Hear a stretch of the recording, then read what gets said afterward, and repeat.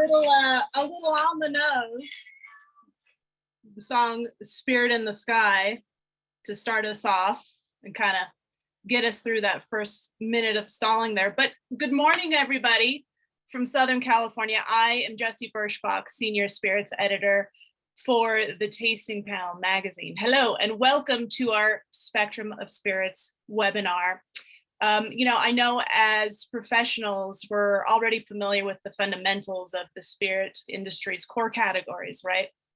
Although the basics are the basics, the world of distillates is always changing. And not to mention that most of these categories, especially one of them in particular, and all of them for that matter, but one of them in particular, whiskey, we'll get to in a sec, but goes into great depth.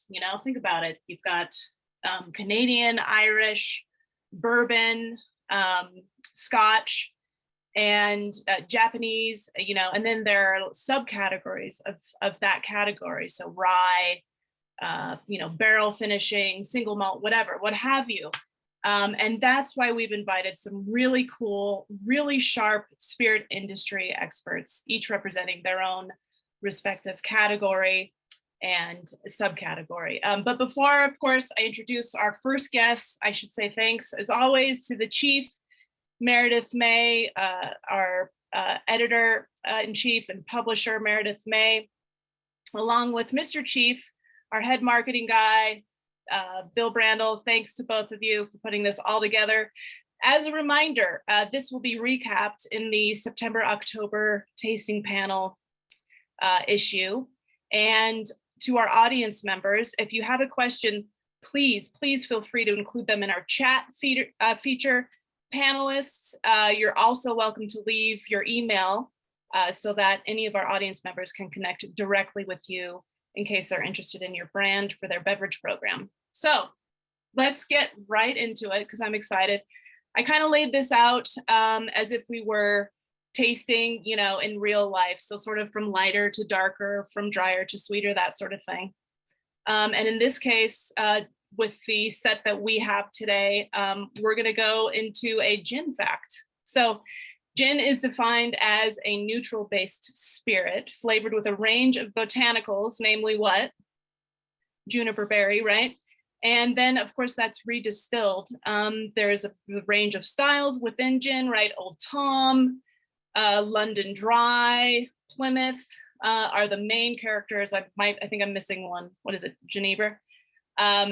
But I have industry veteran Jeff Curley, founder and CEO of Gin Lane. I feel like I've got to say it in a British accent, right? Gin Lane 1751. Actually, that was more Australian, but I'll keep trying. Anyway, to tell us about his Victorian style gin, Jeff, how do you first tell me, how do you define the Victorian style of gin? Yeah, so hi everyone, great to meet you that I can't see, but you can see my rosy cheeks on my rosy shirt. Yeah, so Victorian style or gin lane itself, and I'm just going to share my screen as we roll right into this.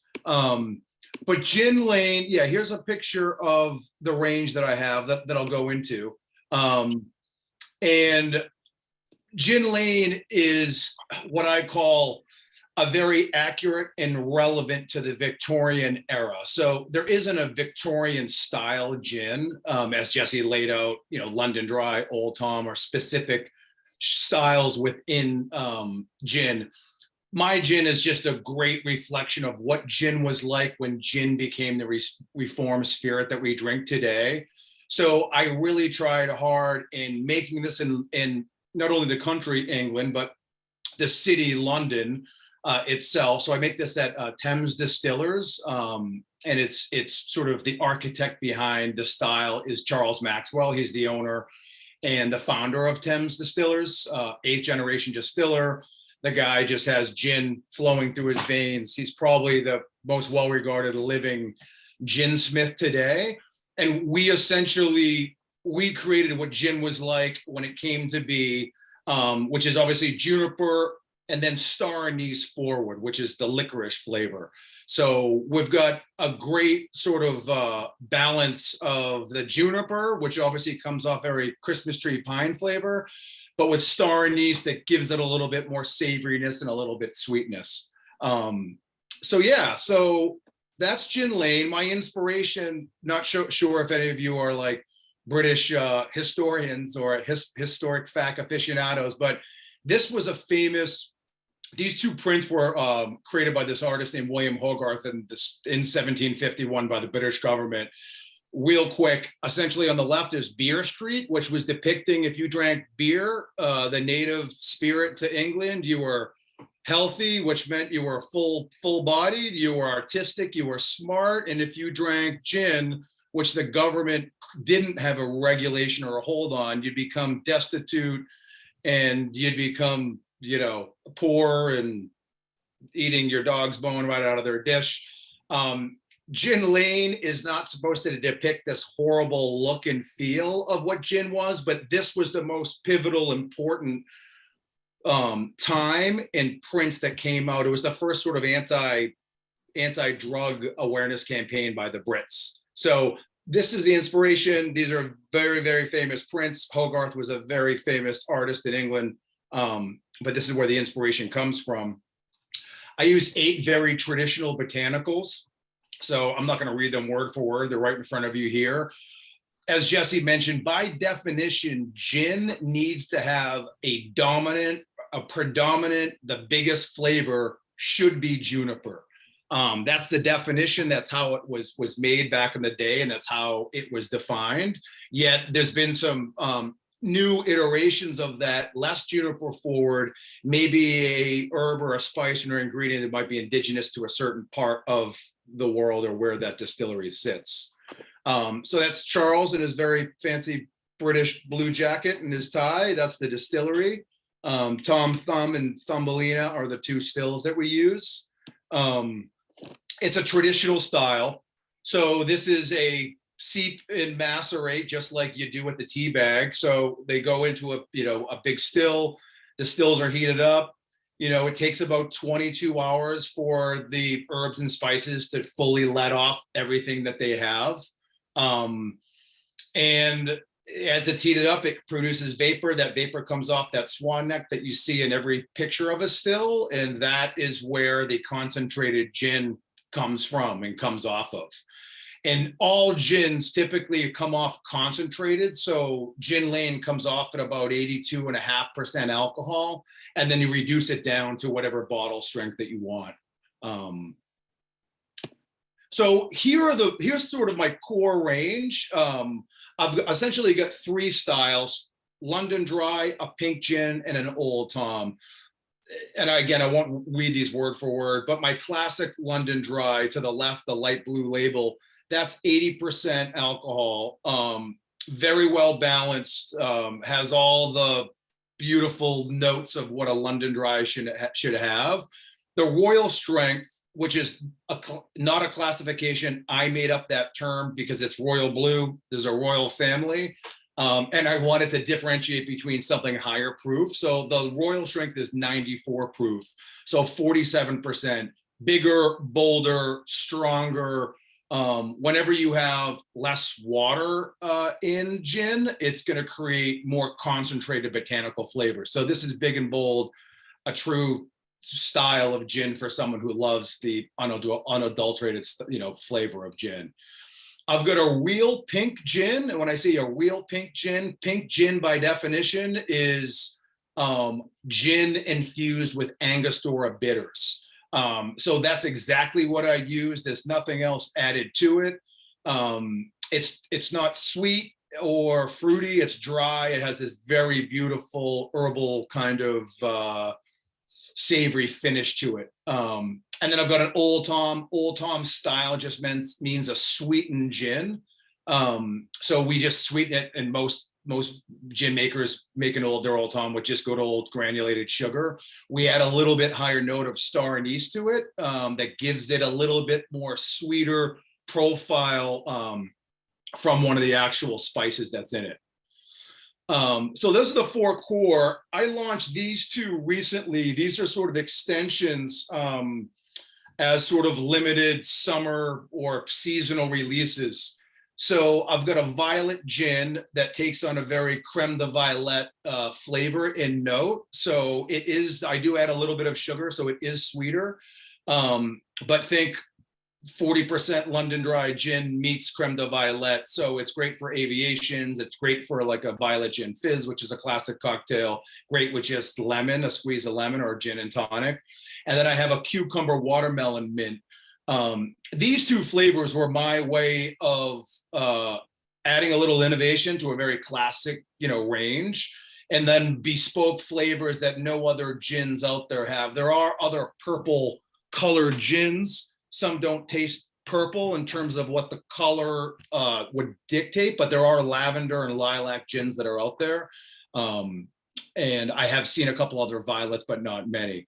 And then cucumber watermelon mint, I think I'm the only brand that actually has that profile. So these are exactly what it says. These are added post distillation, sort of what Hendrick's does. So Hendrick's begins as a London Dry, and then they add their cucumber and their rose essence after. These flavors are added after. So it's essentially my London Dry gin as the base, with these added and then reduced down with water. A real quick mention, since I launched the brand, I do a big fundraise every year for breast cancer during October. Something that I did when I launched the brand about 5 years ago. I've had some close family relatives pass away from it. I'm sure everybody listening knows somebody directly or indirectly. But what I do is I essentially donate half of what I make during September, October, of everything I sell to bars, restaurants, retailers, online. So hopefully you guys will support who are listening in at your bar, restaurant, or retail location in a state that I'm distributed in, but all for a great cause. And then I'm not going to read this word for word. There'll be a copy of this presentation, I think, recorded, and then also the presentations that we have. But this just kind of recaps a little bit of some unique tidbits of the brand itself, and then kind of going through each SKU and just pointing out some of the stuff that I spoke about. Yeah, that's awesome. Thank you so much, Jeff. And also, it looks like you've got a question in the Q&A. Someone was wanting to know the proof of the Victoria and the Old Tom. And actually, I was curious too, because I've heard of Navy strength, but the Royal is a cool way to put it, the ABV for the Royal. Yeah. So everything other than the Royal is 40% 80 proof, and then the Royal's 47. And the Royal started out as a Navy, and most listening might know, but Navy strength has to be 56.5%. It can't be anything more or less. Yeah. Why? Because that was what was written in the book way back when. Right. It could have lit gunpowder if it was 53% or 67%. So my Royal strength is a little bit tamer than a Navy strength. Navy strength is very aggressive and very too much for me sometimes. If I'm it's hard to tame. Yeah.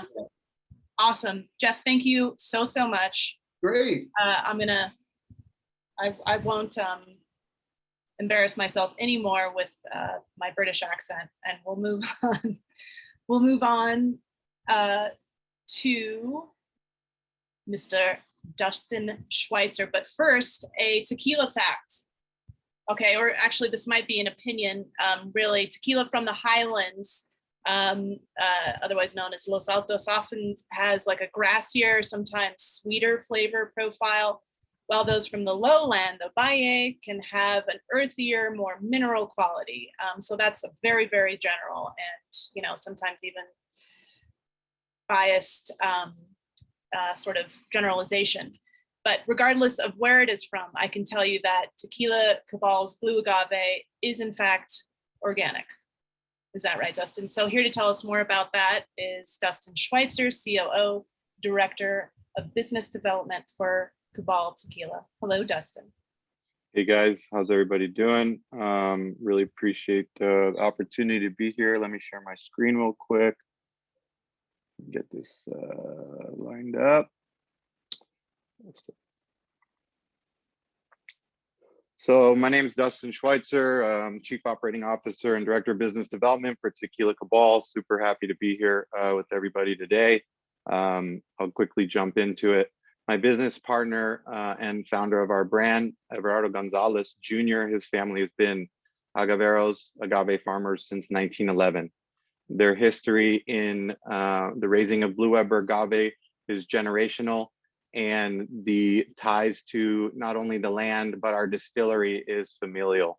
He unfortunately couldn't be here on this panel this morning, so I'm filling in to tell you a little bit about what Cabal means, a little bit about our production style, and what makes us unique. And I'll jump into what Jesse said about highlands and lowlands, because we think we have the best of both worlds. So I'll quickly read this poem because it's kind of the foundation for our brand's ethos. I am Cabal, I am Tequila Cabal, made for the love of tequila, those who drink for taste and not for effect. Careful, methodical, precise tequila production, smooth yet bold. We do this to build on the life's work of our ancestors. We are free, independent thinkers. Through our merit, we earn our marks in the world. Cabal connects authentic, like-minded people, bold and intelligent mavericks, and classy provocateurs. For they know class, freedom, and truth is never purchased and always earned. So we're based out of Amatitan de Jalisco, Mexico. Amatitan is actually to be called the birthplace of tequila. People tend to say it's tequila, but they moved it to tequila because it was a more marketable name and just made more sense. But Tequila Cabal is made in Amatitan, which is the birthplace. Like I mentioned, my business partner's family has been agave farmers since 1911. We have over 2,200 acres of single estate organic Blue Weber agave, anywhere from 1,200 meters up to 1,800 meters. And so every time we harvest, the term terroir is certainly in play, because every harvest we do is from a single estate and such microclimates are in play. So on some harvests that could be a little higher in elevation, you might get a little bit more of that sweeter profile, a little grassier profile that Jesse was alluding to. And the ones that are lower elevation tend to be a little bit more minerality. Sure, there are debates about it, but consistently Blue Weber from the highlands does tend to be a little sweeter, and stuff from the lowlands does tend to be a little bit more minerality. Now, as for what Cabal means and what it stands, if we go back here, you can see the bottle is in the shape of a horse head. That's not random at all. Our bottle is in the shape of a horse head for two reasons. One, our business partner in Mexico's family raises horses for competition. They have over 21 horses on their ranch in Hidalgo, and they've won many national awards for charreria, which is similar to American dressage. And the reason why we put our tequila in a horse bottle is because, one, it pays homage to their family legacy and to the craft that they have created by raising these beautiful, majestic creatures.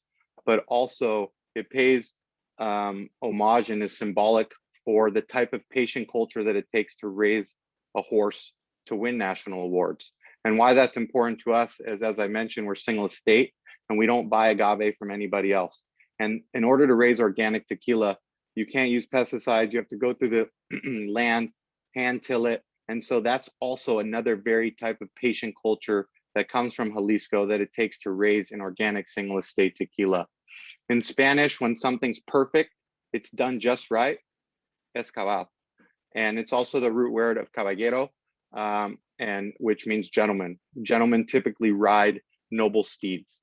And for us, we wanted to create a beautiful presentation of 100% Blue Weber organic tequila and put it in a gorgeous bottle. The stigma is beautiful bottle, shitty juice, pardon my French, but we wanted the best of both worlds to honor the legacy and the framework and foundation of all the people and generations that put their hard-earned work into making this beautiful product. So we marry traditional processes with old processes. If you noticed in the poem, it's honoring the legacy of our ancestors, but in order to honor our legacy of our ancestors, they would want us to continue to innovate and move forward by honoring and bringing some of the past into the future. And so we do have some traditional methods that we use. We still bake in a stone brick oven built in 1911, 32 ton, and we bake for 42 hours. A lot of brands are moving into autoclave and diffuser use. We're moving to our new distillery with the same family here in a couple weeks. We now have two 32-ton brick ovens, and we will never go away from stone brick oven baking, because we believe that with our single estate agave and a long baking process, what you get is an incredibly caramelized agave when it comes out of the oven. Our tequila tends to be, especially our Blanco, a little sweeter. And the reason being is we employ a technique called crop rotation. In between each harvest, we plant corn and alfalfa to allow the soil to reset for an entire year. We don't exhaust the land. We actually invest time and money into the land so that harvest after harvest and plot to plot, we're producing obviously a slightly different profile, but the highest quality agave possible. We bake for 42 hours. We ferment for 72, which is also quite long nowadays. And we distill over 5 tanks stainless steel with copper coil. And we're excited about the transition to our new distillery because we'll be finishing now in copper pot, copper coil for the finish. Our barreling program is super unique. We handpick all our barrels. Our Reposado lives anywhere from 3 to 4 months. We've played around with 7 months. We've kind of found the sweet spot after kind of our 5th ideation of it, somewhere in the 4 to 7 month range. Our current batch is a barrel blend between Buffalo Trace, Woodford Reserve, and Old Forester. Single-use premium barrels. We don't believe in exhausted barrel use. So, and they're barrel wet, bourbon wet. I'm sorry, our tequila hits those barrels within 30 days after leaving the bourbon distillery. We're super excited because we just signed an exclusive deal with Willet. So everything coming out from Tequila Cabal in the fall and spring and summer of next year will be Willet aged bourbon barrels with our single estate organic tequila. Our añejo, we've pushed as high as 18 months. We found the sweet spot to be between 12 and 14. It really is just a really robust and well-rounded añejo. It finishes with a ton of cooked agave. We want to still, a lot of brands, you know, they push their age expressions to the limit. You can take an añejo to 3 years. We don't really believe in that because at the end of the day, you're drinking an agave spirit and you still want the agave to be present. If you don't want agave and you want to push it to 3 years, I say, hey, jump over to whiskey. And that's, you know, a great spirit too. But we always want to have agave at some point in the palate of our expressions. And the añejo still shines through really, really beautifully on the finish. Some of the things that we talk about with our brand, one of them is being the good you do today will be forgotten tomorrow, do good anyway. It's part of our brand ethos in that, you know, I'm showing a picture of the koa and the agave. You're never going to taste the tequila and be like, oh my God, that Ajimador made amazing incisions. I can taste it. But he's going to do it right every time. He's going to be precise about it. He's going to be focused because actually the angle of cut, how much you leave on, impacts how that agave bakes in the oven. And so if you're, and this is very, very hard labor, if you're not skilled at this and you just chop it up, you're going to have an uneven bake, and that's going to, and then transition into, you know, a pour maceration process. And then we have a very, very, very special limited run that we did when we started. The first lot of Blanco we put in barrels back in 2018. We produced 1,800 of these extra añejo. It's aged for 3.5 years. It's in a custom black, matte black horsehead bottle. We only are releasing 50 a month, and that's because of the limited allocation that we have. We will not be releasing any more extra añejo until 2025.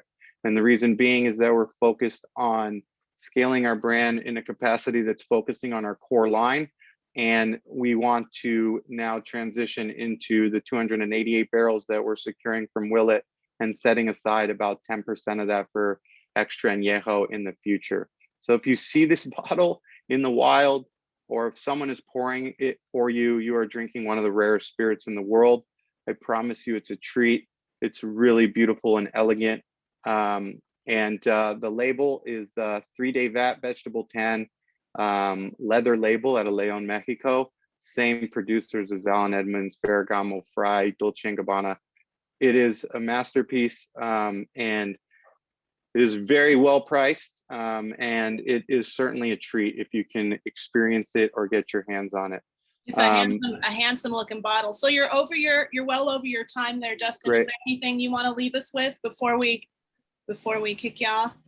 I will leave you with this beautiful image of my business partners' beautiful horses in Mexico here on the last slide. These are the scaramuzas, and these are the beautiful women that trained many years to present such majestic creatures to a big audience. Thanks for your time. Awesome. And what a cool concept. That's, crop rotation is really interesting, and it speaks to the care that is happening, with your humidors and the agave fields. I dropped my email in the chat.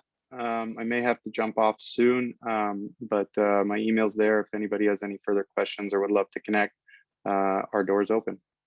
Cool. So for those asking for his contact info, just scroll up to the top. And I'll drop it again right now too. Cool. Okay. Great. Awesome. Thanks, everyone. Thank you, Dustin, so much. So now that we have gone from tequila, we're going to go into whiskey. And I'm going to hit you with a little bit of bourbon sort of general setup. So we're talking about whiskey spelled with an EY, right? Because we're not referring to Scotch at the moment. And that is distilled or fermented grains like barley, both malted and unmalted.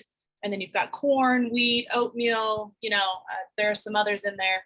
And as most of you probably know, in order to be called bourbon, the mash bill must be at least 51% corn, right?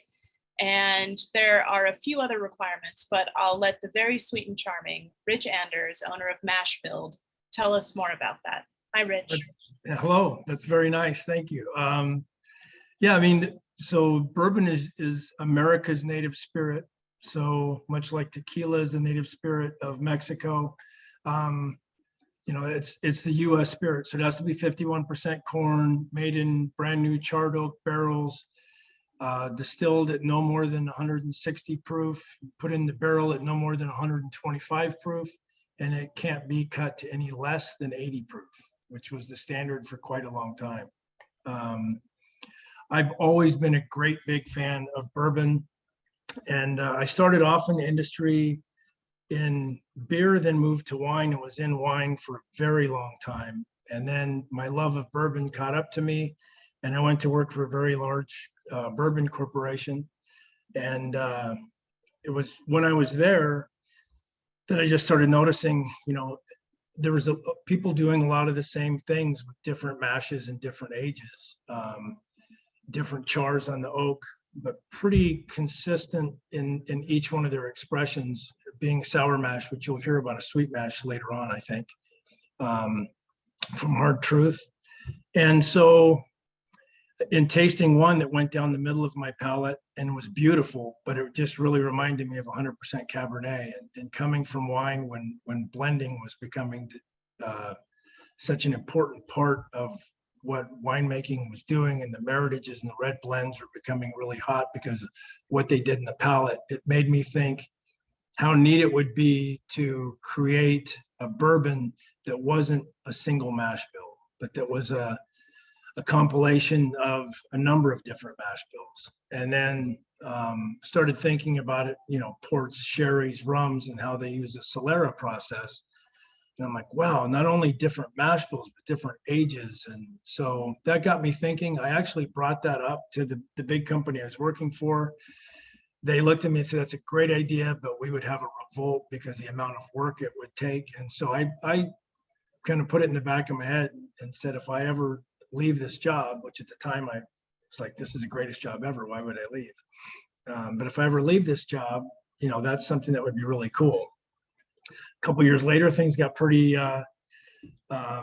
corporate, and I was like, okay, we're all butting heads. And so I took 401k and started buying some barrels for a base of a Solera. And so bought some pretty old barrels, and so the oldest stuff was distilled in 2000. And so the base is from very large distilleries, and my goal was always, coming from a large place, I didn't want to try to compete head to head. I was like, I want to do things that are different. So I want to do things that are very difficult for very large companies to do and create value, but I've also got to price myself where that value's at. So I was lucky I bought a lot of stuff before the prices started going crazy. But that was the beginning of it. I created a brand called the Stewart Solera, got great accolades. Everybody loved it. Hired an artist to paint this beautiful picture of my vision of the Solera. It was a little artistic in that it wasn't exactly how it looked, but it was really pretty. Put it on the shelf and nobody knew what it was. And I was like, okay, what I'm going to do is put what we do on the label. And so with that, I'll kind of move forward. So this is a blend of straight bourbons. And it is the minimum we put on the labels 2 years for flexibility. And I actually, for some of the things, wish we could go less, but because it's straight bourbon, it has to be a minimum of 2 years. And straight bourbon also has to be aged together for a season, which is undefined. Most people consider that to be a summer. And so we do a blend of straight bourbon with a lot of different mash bills and ages from 2 to a little over 22 now years old. And I think we have a really good flavor profile, but hopefully everybody will try some and you guys can let me know on your own what you think. But that was the thought process moving into it. Started off in Colorado, where I grew up, and so wanted to do that home and everything else. And when my mom passed of coincidentally of breast cancer, my wife had taken her, we took her in to live with us. And so we ended up going to Missouri. So now I have 2 distilleries, one in Missouri and one in Colorado still that we're just expanding. So you're looking at the one in Missouri that we own and built. And so that's the Washington Distilling Company. That does have a tasting room, as you can see. And this is, again, the one in Missouri. We also have, like I said, the one in Colorado, but I didn't get a chance to get out and take pictures. After looking at the other presentations, please forgive me. I would fire our marketer, but unfortunately that would leave us with no one really there other than a couple of distillers, because I'm the marketer. So I apologize for the quality of the slides. So as I said, basically. I'm so sorry. Are you, we can't see your presentation. Oh, you I just can't? realized, yeah. Have you shared your screen, or do you want me to quickly do that for you? I did share it, but I'll try it again. I'm so sorry. I didn't realize that. No, that's good. Until about halfway through. No, that's good. I don't know why it's not sharing, but I'll try it again. Is that sharing? No, not seeing it.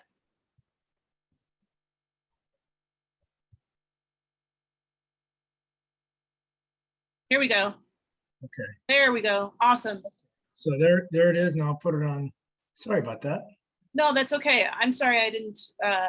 No, my fault. So anyways, there it is. I'm trying to go quick because I know we're already behind. Tasting room, obligatory stills, barrels, basic philosophy. So we don't empty barrels. Things are always aging. So the only barrels we empty are things that we're storing offsite.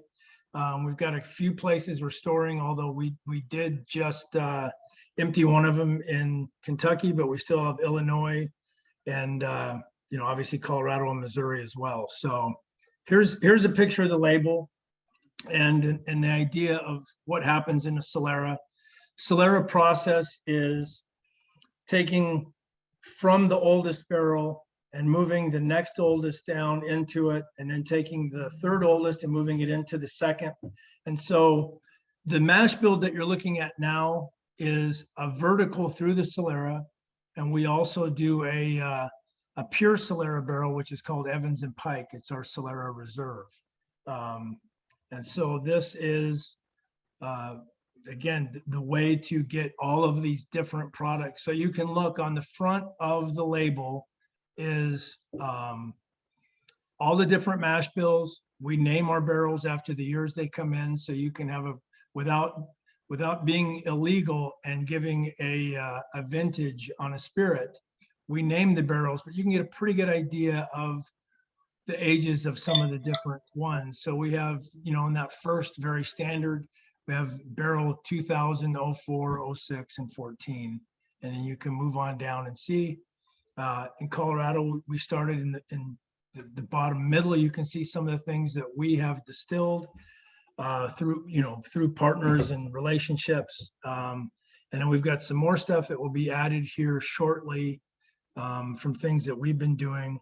Had to move a couple times and expand, so that's cut us in, but it's never been about what we do. It's been about the blend and the value. So again, we've had 93, 92, 50 best, a bunch of different nice scores, all from blind tastings.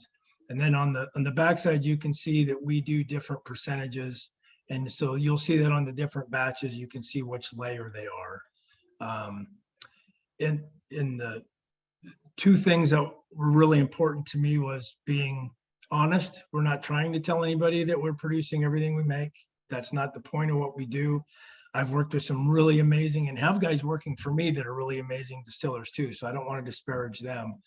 But the thought is, let's try and find the best stuff and the most interesting stuff, and then blend it together and create something that's unique. And hopefully, and to my palate, it is very full on the palate. And the idea was, if I like it and nobody else does, then at least I'll have a lot of stuff I can drink. So yeah, we do some other things too. We've been getting some really good awards on other products. We do some finishes.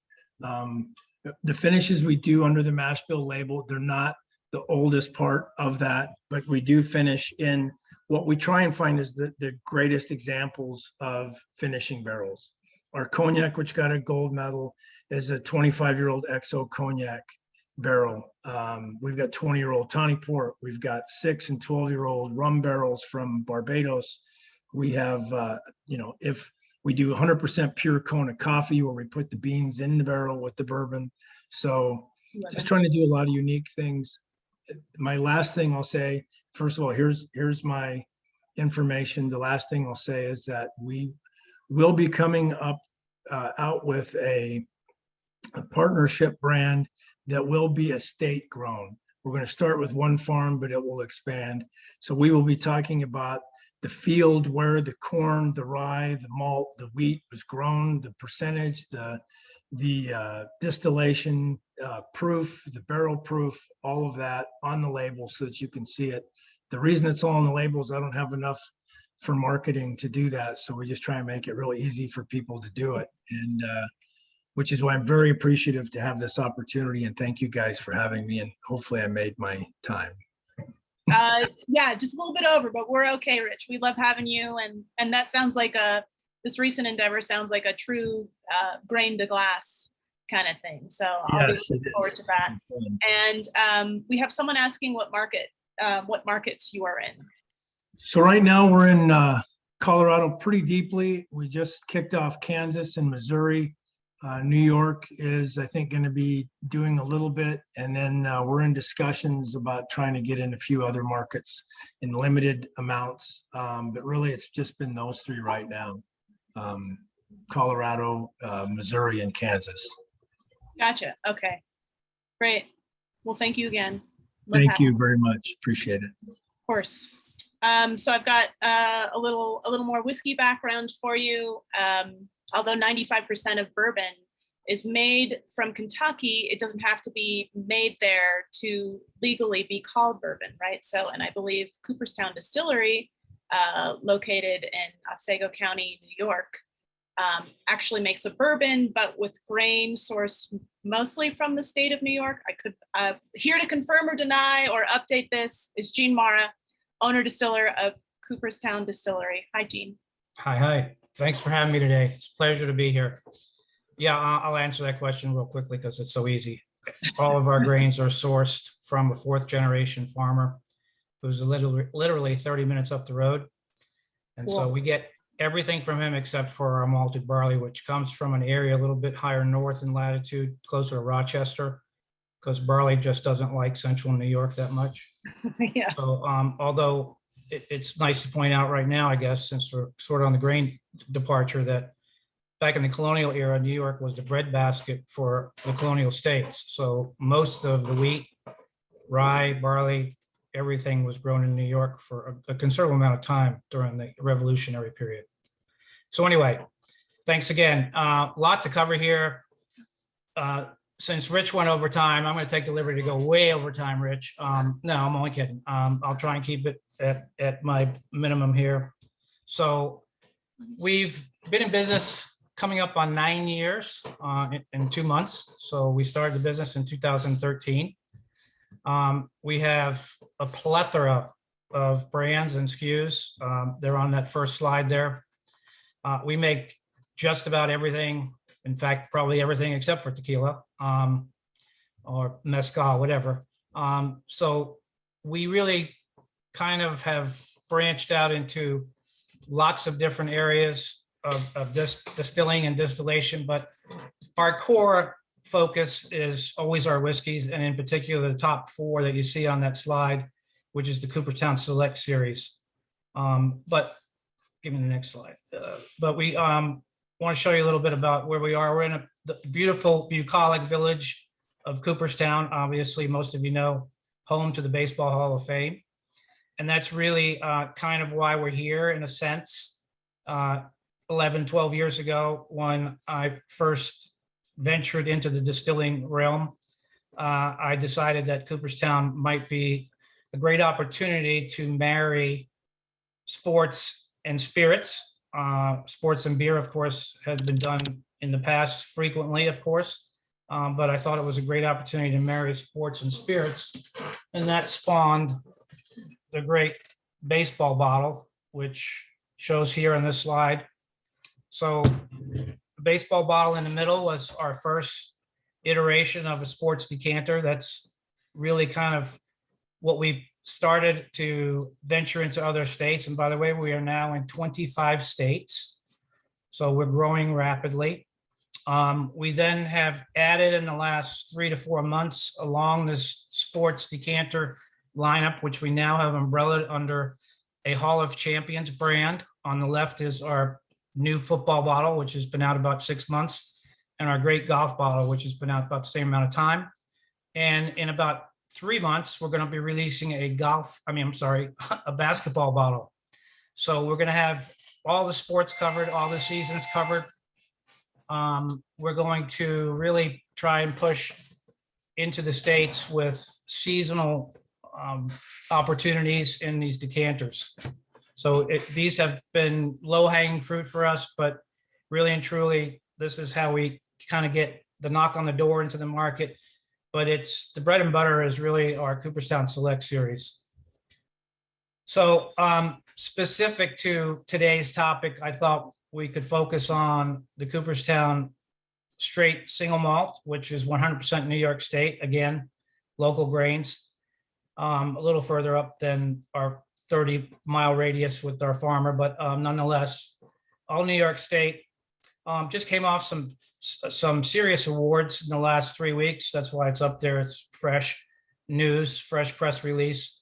We also won for our packaging a couple months back for the football bottle and decanter bottle, the golf bottle.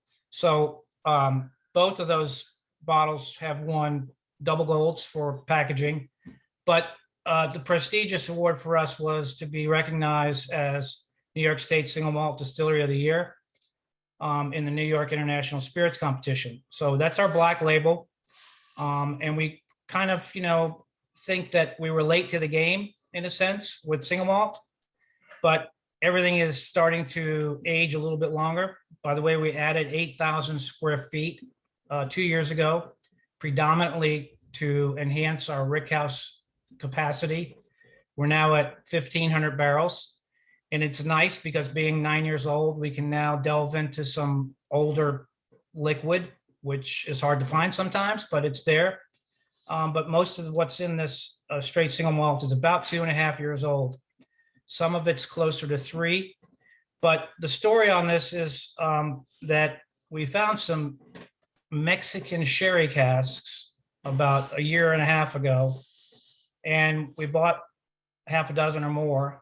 And I was surprised at what I saw when I looked inside these sherry casks, because there was about 1.5 inches of caramelized sugars from the sherry. And I thought, wow, this is going to be interesting. Well, little did I know that it was the defining part of what makes this straight single malt so great. It spends about a year or close to a year most of the time in that sherry cask, and it's picking up a tremendous amount of these profiles that comes from this caramelized vein that courses through the whole barrel, all the staves.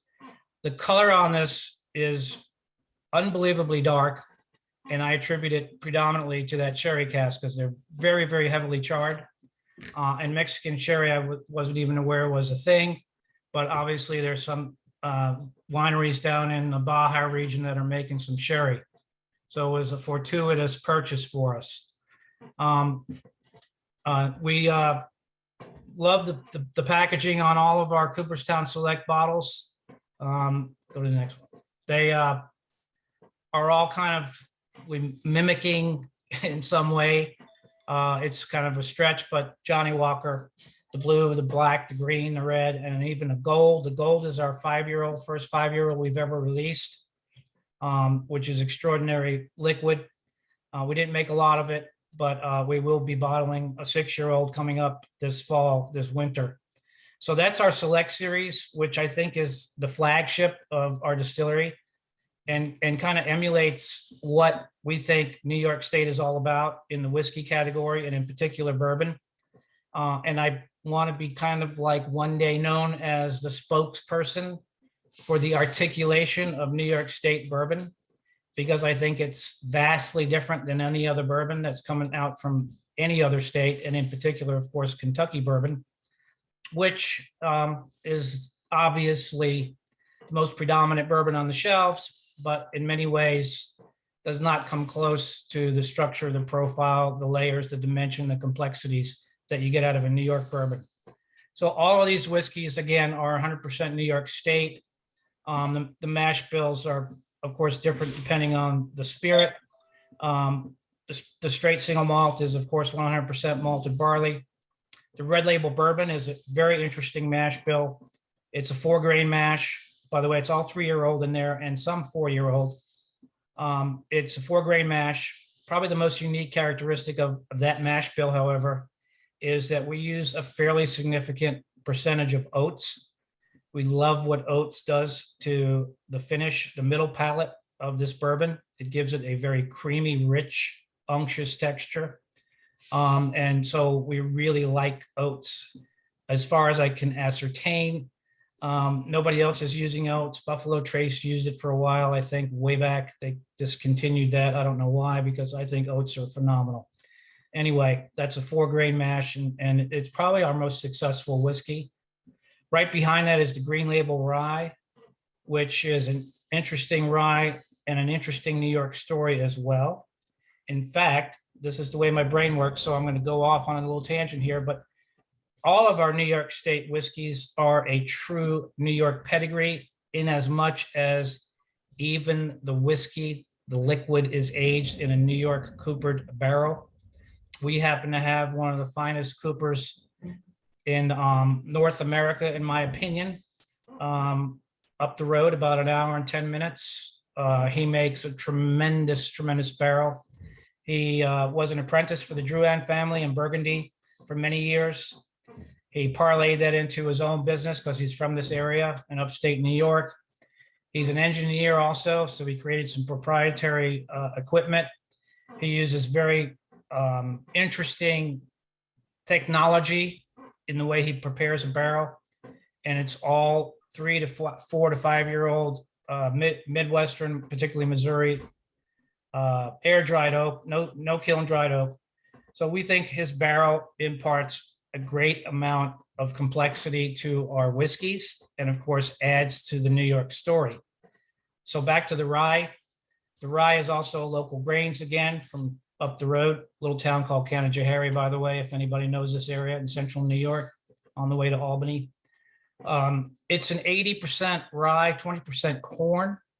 And the reason we do that is I learned a long time ago that rye is kind of a very difficult grain to get a lot of flavor and extract and profile from. It's a little lean. And I think some of even the very good 100% ryes out there, and there are many, by the way, They just they finish real quickly. They're on the lean side. There's not a lot of texture, not a lot of mouthfeel. So we added 20% corn when we've experimented, of course, with 10, 15, and ended up with 20. And we love this ratio. We think the corn sort of greases, if you will, the profiles in the rye, opens up the rye portals. And this rye is also, as I said, a great New York story because it spends about a year finishing in Long Island Cabernet barrels, which I think also adds a tremendous amount of complexity to the finished palate. So it's a great rye. It's proofed at 102 for a reason. So we are. And speaking of rye, you're over your time. Is there anything you want to leave us with? Sure. Next slide. We've won between all of our SKUs over 40 gold medals in the last 9 years. Everybody's got a lot of gold medals, I'm sure, but we're real proud of it. We're real proud about the New York story more than anything, I think. We also have 2 satellite tavern stores that the New York State Farm Distillery license allows us to employ. So we're happy with that too. We love being in New York. We love what the New York whiskey world is evolving into, and we're delighted to be one of the forerunners in that category. You know, I was going to say, you are said you wanted to be the foremost spokesperson for New York bourbon and whiskey, and I don't know of any other better. So we're proud to have you, Gene. Thank you. Glad to be here. Yeah, and that's so fascinating to me too, that a lot of whiskey distillers don't use oatmeal as much, because I know that in brewing, oatmeal is used a lot, to give the beer that smooth, rounded, creamy character. And so, I wonder, I want to look into that now. Who else is using oatmeal as a grain? When we have another question for you. She says she loves that you're sourcing everything locally, including the barrels. She wants to know if you're available in Vegas or only on the East Coast. You want me to answer that? Yes, please. Yes, we're in California right now, and our California distributor, we are literally putting the final touches on an Arizona and Nevada license that he also sells into. So we should be in Nevada, of course, Vegas shortly. I don't know, maybe a month or 2. Awesome. Great. So we touched on Gene's rye, and now we're going to maybe talk about another rye and probably a rum too. But, like bourbon, rye whiskey needs to be at least 51% rye, right? Except, corn, switch out the corn for the rye, and aged in new charred oak barrels. And unlike bourbon or any whiskey for that matter, rum is distilled not from grain, but from fermented sugarcane or molasses, right? So here to tell us about both the rye and whiskey and rum categories is Tim O'Brien, founding partner of Hard Truth Distilling. Hello, Tim. Hello, thank you for having me. Of course. Yeah, so I'm from Hard Truth Distilling Company. We're located in Nashville, Indiana, which is in Brown County. And obviously, one of the first questions we get asked is why we're called Hard Truth. And a fun way to kind of express that is to give my definition of why we're called Hard Truth Distilling Company. And for me, Hard Truth is embodied by the notion that anything worth doing in life is achieved by putting in a lot of hard work, and that's just kind of the hard truth. So that's what I like to tell people when I get asked that question. And then we've got our fun little slogan, to the truth and where it takes us. So that's just a driving force for us that helps us continue down the road and grow the business. So one fun thing about Hard Truth Distilling Company is where we're located. I mentioned Nashville, Indiana, and it happens to be a tourist town here in Indiana, where we've got a lot of state parks and little shops and a lot of fun things that draw people to the area. And we built our distillery on 365 acres in the woods here in Brown County. And so our distillery there, you can kind of see in the center, is we're just tucked right in the middle of the forests here in Brown County. And we like to feel like it's a living assertion of our brand. It houses our distillery. It also has a full service restaurant, an outdoor terrace, which has live music. We've got a whole bunch of different tour options, including ATV rides that'll take you through the woods and make various stops along the way, and mixology classes. So a lot of interactive things for people to experience while they visit us. And a little bit of our history, we started actually Heartooth Distilling Company in 2015. Originally, we actually started our business in 2009 as a brewery, and that's why I have a beard and how I earned my keep in the early days of the business. So I was our brewer, and as we grew, we were actually able to get an artisan distiller's permit that the state of Indiana established. We knew we wanted to get into this distilling because we're craftspeople. We like to try new things, and we get bored pretty easily.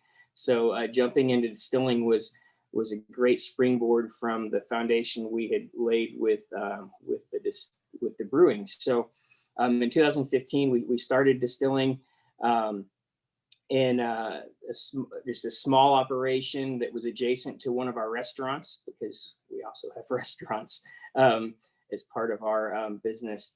And we actually took over our old small brewery to be able to start distilling. And we really spent the first 3 years just learning the craft. And then in 2018 is when we established the distillery that I previously talked about, that's on the 325 acres. We have a 14-inch Vendome continuous column. We also have a 250-gallon pot still with a vodka column attached to it. So we're able to produce quite a bit of product. We have a 4,000 barrel rack house. You can kind of see in the background of the slide here that we do store vertically, and it's a single story rack house. And we have another rack house on the way that is a little more than double that size. So we're looking forward to the expansions of the ability to store more barrels, because that 4,000 barrel rack house is just about full. So then we kind of look at our lineup of brands, and in the middle there is a sweet mash, and we're going to talk about that just in a moment. We also have a lot of other products that, as you're growing a spirits brand, help keep on the lights while you're waiting for those barrels to patiently age. And we'll hit on the rum here at the end, but we've got a lot of fun products, but the one we're really excited about is the sweet mash that you see in the middle.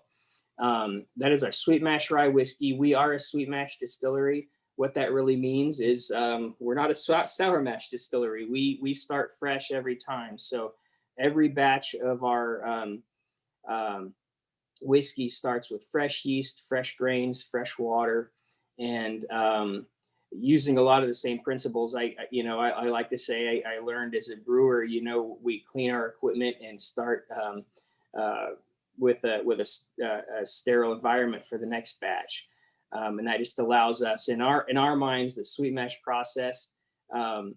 You get a lot more sense of the grain, the flavors you get from the base ingredients come across in the distillate a lot more cleanly. And Sweet Mash Rye Whiskey is already recently launched. You can see in November of 2021, we've had some positive accolades with some of the Platinum Mascot Awards and a very kind quote from from Fred Minnick, which definitely didn't hurt as we were kind of launching a new whiskey brand. And then if you kind of look at the details of the Sweet Mash Rye Whiskey, it is a 94% rye, 6% malted barley rye whiskey. And The way we do releases currently, this is our first mash bill, so there will be subsequent mash bills with different grain bills, different blends, but this initial release mash bill 1, we're releasing in 30-barrel lots. So every batch is a representation, a blend of 30 barrels, but it is released at barrel proof. So you can kind of see in general that proof ends up being around 115, but it'll vary from batch to batch.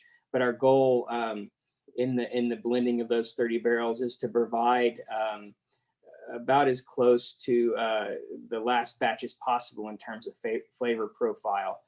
With the sweet mash rye whiskey, it's a really, one way to kind of look at it is kind of, it's a bourbon drinker's rye in a sense. It's a very sweet rye whiskey. We do attribute that partially to the sweet mash process. We do get our grains from Indiana farmers. Our corn and rye are all grown by Indiana farmers, and our wheat actually too. We're working with farmers here in Brown County and also in some of our adjacent counties. And then some actually a little bit closer to the Evansville area, which is a little bit further away. But our grains do come from Indiana farmers. And you can kind of see some of those tasting notes kind of speak to the fact that it's a differentiated rye whiskey. It's got a lot of really bright, fruity notes that are kind of combined with some really deep kind of cream and brown sugar notes that really kind of create a pretty fun flavor profile. So we're really excited about that. And while I have your attention, we can talk a little bit about rum. It's a little bit funny for an Indiana distillery to be telling you about rum, but it is something that we're really proud of. And that is our toasted coconut rum. It's a really good seller for us. It's a really good bar back essential once you get liquid to lips and let people experience it. The toasted coconut rum is made from our base white rum, which is it's a black pearl molasses and cane sugar. And it's got a Caribbean strain of yeast, so it's a really clean white rum. And then we blend it with actually house roasted coconut flakes to get that toasted coconut flavor. And then of course some cane sugar and a little bit of sea salt, which really helps round out the flavor. It's kind of one of those hidden tricks that just really kind of give you a well-rounded taste for the product. And we're having a lot of success with toasted coconut rum as we've expanded. We are an Indiana distillery, but we're in about 17 to 20 states right now.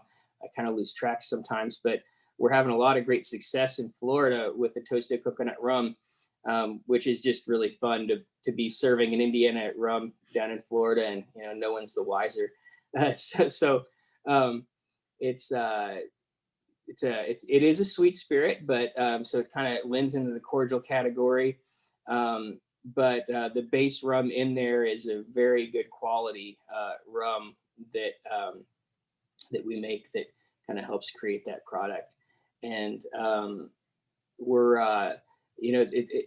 it's kind of fun to kind of tell this sort of story as a growing distillery, because a product like toasted coconut rum kind of helped make possible that sweet mash rye whiskey that I was telling you about. Because if it weren't for a product like this, it would be a lot harder to be filling a rack house with barrels over the last several years. So it really kind of helps give all our listeners a sense of the journey that we all get to kind of struggle through as we grow our business. And I'm sure all the other panelists can agree. It's a lot of fun. It's a lot of hard work, and it's exciting to be able to share our products with the world. So thank you guys for your time.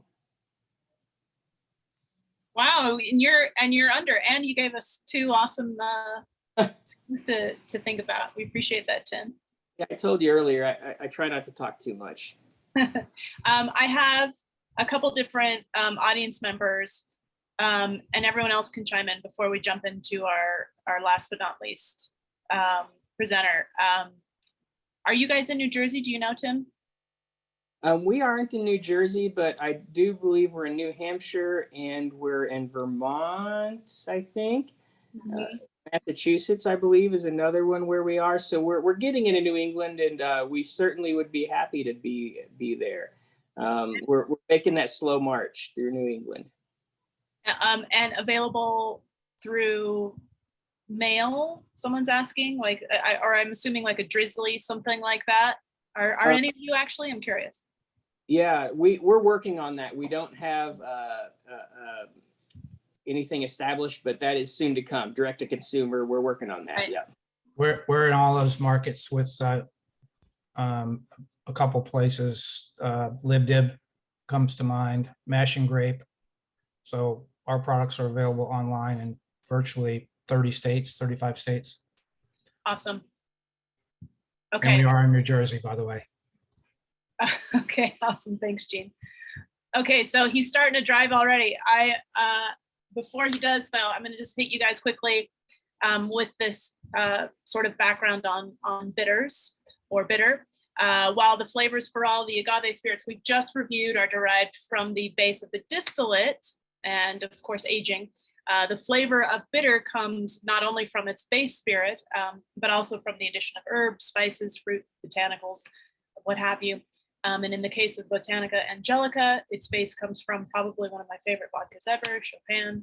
But I'll let Joel Caruso, Director of Education for Botanica Angelica, tell you which Chopin vodka in particular is used as the base and why. Hi, Joel.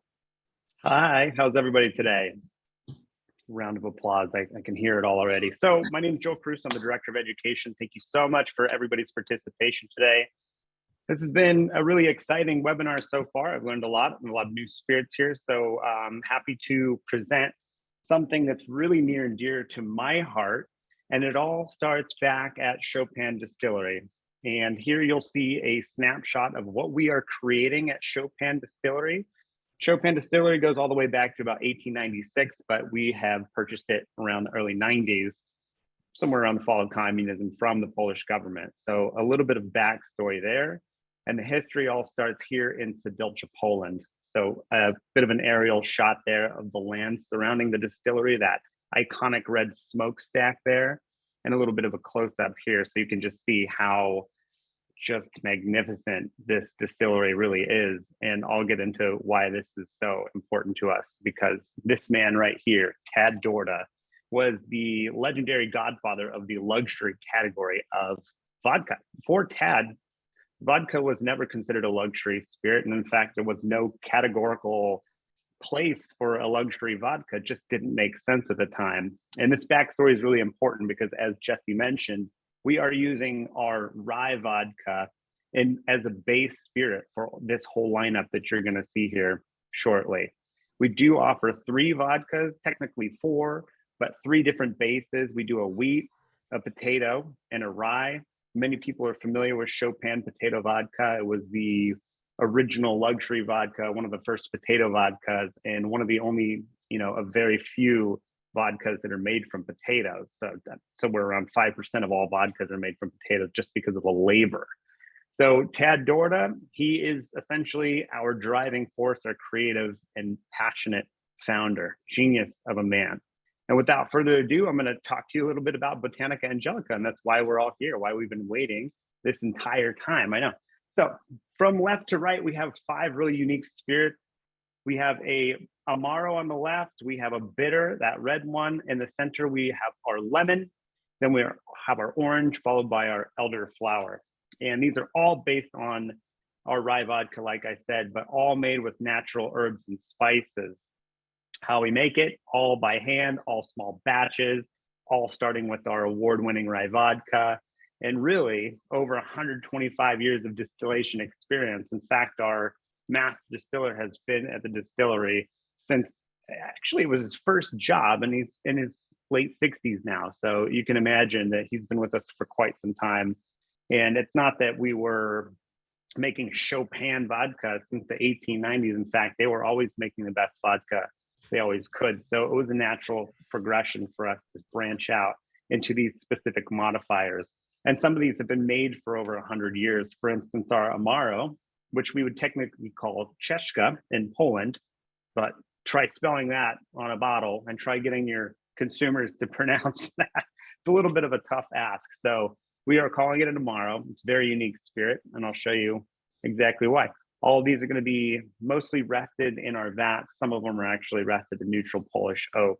So really laborious process for some of these. And as I mentioned, all made by hand. Here's a little quick picture of our elderflowers that we are sourcing locally, drying out on these lovely straw mats, all again, made in-house and just meticulously hand finished. It is absolute labor of love for us. And there you can see in our production facility, those little neckers getting applied by hand. So it just really shows you the amount of care that we are putting into these products on a daily basis, and the fact that we're able to source those ingredients, bottle all the way to the bottle, all in-house, means that we can do QC on everything from start to finish. And having that kind of quality control really is important when you're talking about something like this. So what is Botanica Angelica? It is a natural addition to any cocktail, essentially your Batman belt for any bartender or at-home bartender that's looking to make a cocktail. With those 5 spirits, you can essentially make any cocktail that you can dream of. With our Amaro at 40% ABV, you'll see this green bottle. That's a really lovely addition to your Black Manhattans, your Italian Birds, those sort of cocktails that you want to add a little bit of that pepper or almost a caraway finish to. I get a little bit of that anise on the finish as well. Another one we really love is lemon. In Poland, they've been making this for a really long time as well. We call it lemon tree over there. It's a little bit different in the States, a little bit lower alcohol here at 35%. Really natural addition to limoncello, lemon drops, mojitos, really nice flair. Given that it's based on our rye, that pepperiness from the rye actually pushes these forward, the flavor profile forward, and allows you to sort of pull back on the sugar. So you're not left with an overly sweet cocktail by any means necessary. Also, our orange coming in at full strength, 40% alcohol. Obviously, your margaritas are a big hit here, but my personal favorite, the Corpse Survivor #2, absolute smash, huge hit. And you're thinking somewhere in between your Cointreau, somewhere in between your Pierre Ferrand dry Curacao, something like that, where you're going to have that little bit of restraint, but a big orange flavor, almost like a zested orange right in your mouth. It's actually so lovely. One of my favorites here is this bitter. So we noticed that these Aperol spritzes were really starting to take the market by storm. And at 30% alcohol, here you are looking at a lower proof alcohol that is competing with some of those big boys, as I mentioned. Somewhere right in between the two that you would expect, a little bit of restrained sweetness, but a really powerful flavor profile without being too bitter, without being too sweet. And that's particularly why I love this one. I always found myself blending these two competitors to make that profile. And now I have something that I can just go to right off the bat, right out of the bottle. Negronis, Boulevardiers, those sorts of things, doesn't really need a lot of attention to know what to do with that, but absolutely perfectly balanced. And last but not least, we have our elderflower. So I always kind of joke, if you don't know what elderflower tastes like by now, you probably haven't been drinking or never had a drop of alcohol in your life. But when coming into the elderflower conversation, we knew that we had to do something different. And what that was is, again, sourcing natural ingredients, using pure spring water, and just doing this as naturally and appropriately as possible. And here again, with our ethos of natural, less sugar, more on the health and wellness side of things than just pushing out a product that we think people are going to suck down. We really wanted to make something that we can stand behind. And that's been the ethos of Chopin Distillery since its inception, making the best quality product in the market that we know people can feel good about drinking. So this coming in at 25% ABV is our lowest on the alcohol scale here. So we're really starting to tap into that no and low cocktail craze. And with that, I'm going to finish a little bit over time, but I think that's okay with this group. The French 75, the elderflower gimlet, it's a really easy addition to pretty much anything. I throw it in bubbly water by itself. But I really want to say thank you all for your time. Really an honor to be a part of this panel. And we look forward to seeing you all out at our favorite bars. Thanks so much. Joel, you're right on time. I don't know what you're talking about. Perfect. And now actually I know, you know, that in Poland, Amaro is called Czeszka. So I appreciate That's that. right. Well, regionally appropriate. So the town of Shesh has been making this spirit for so long. And you'll find other towns that will call it something similar, but it is more of a local and hyper regional thing. And the town that we're making it in is Shesk, and Sheshka was the name of it. So, but it's, gosh, I can never remember it. It's KCZYSKA. So you can imagine that putting that on a bottle is going to be a little bit of a challenge. Yeah. Yeah, but you know what? I learned something, and I hope our audience did. I hope our panelists did. Thank you for to our panelists. By the way, you're all amazing. I have learned. I know. I sort of understood the difference between sour mash and sweet mash, but thanks to Tim for going through that with us. Thank you to everyone, to Jean, to Jeff, to Dustin. We very, very much appreciate you guys. That is our show. Thank you again. Don't forget to read about this in the September-October tasting panel. I'm Senior Spirits Editor Jesse Birschbach, ending our Spectrum of Spirits webinar to Nirvana Smells Like Teen Spirit. Thank you, everybody. Thank you. Don't forget to answer the questions to our panelists in the Q&A, in the chat. There were a lot of great questions. Thank you to our audience. Thank you. Take care, y'all.